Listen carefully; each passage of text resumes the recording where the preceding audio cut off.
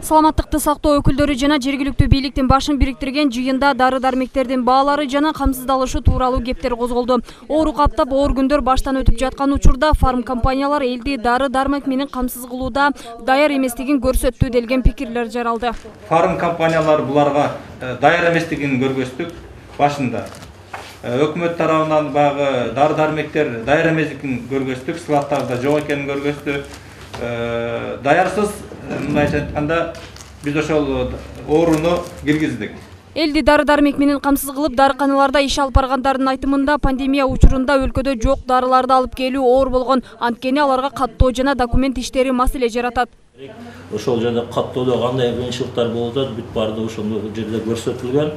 Экинчиси бул чоң көйгөйдүн бирөөсү бул дары-дармектен сертификациялоосу. Сертификациялоосу бул дары-дармек катталгандан кийин, Кыргызстанга келгенден кийин 1-2 жума деп жазылган, бирок тилекке каршы бул кээ учурларда 2 айга чейин убакыт созулуп атат. Милдеттүү медициналык камсыздоо фондунун түштүк аймагы боюнча башкармалыгы пандемия маалында андай кыйынчылыктарга карабай дары-дармектер болушунча берилип жатты дейт.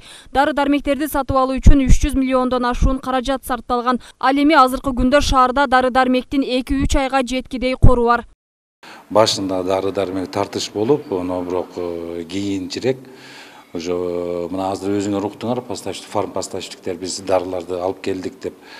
Ар бир больница өздөрүнүн запасы, азыркы күндө айтсам, азыркы күндө бардыгында запасы бар.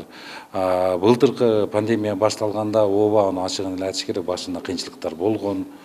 Бирок ошого карабастан больницалар бардыгы өздөрү дары-дармектерин сатып алышты, бирок ошол чрезвычайная ситуация маалында баягы тендерден албай, прямой закупка кылышып, бардыгы биздин мындагы региондогу больницалардын бардыгы камсыз кылганга аракет кылышты. Жыйындын жүрүшүндө Саламаттыкты сактоо министрлигинин дарылар менен камсыздоо департаментинин өкүлү пандемия учурунда дары-дармектердин баасы кескин өскөн жок деген маалымат берди. Ага улай эле анын айтымында дарылардын баасы кымбаттаганы жөнүндө жеке жактардан дагы жөнөкөй жарандардан дагы арыз даттануулар келбегенин айтып, бул боюнча бир дагы факты жок деп таң калтырды. Дарылардын баалары боюнча бизде мүмкүнчүлүк жок болчу текшергенде. Мына азыр 579 токтомго кирип калса, андан кийин биз ошо негизсиз көтөргөндөргө штраф салганга, 205 статья боюнча штраф салганга мүмкүн болот.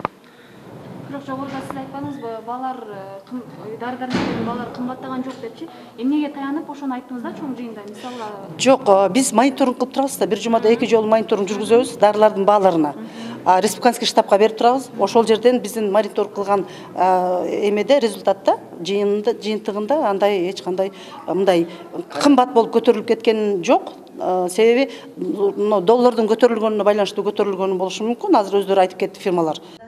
Тегерек столдун соңунда дары-дармектер менен камсыздоо жана пандемия кайрадан башталышы мүмкүн деген кептер айтылып, даяр туруу керектиги айтылды. Эскерте кетсек, акыркы 2 күндүн ичинде коронавируска чалдыккандардын саны дагы өсүп бара жатканы маалым болгонун республикалык штаб кабарлап жатат. Мимоза Жаныбек кызы, Айбек Үсөнұлы, Мирбек Кунубаев, Ынтымак.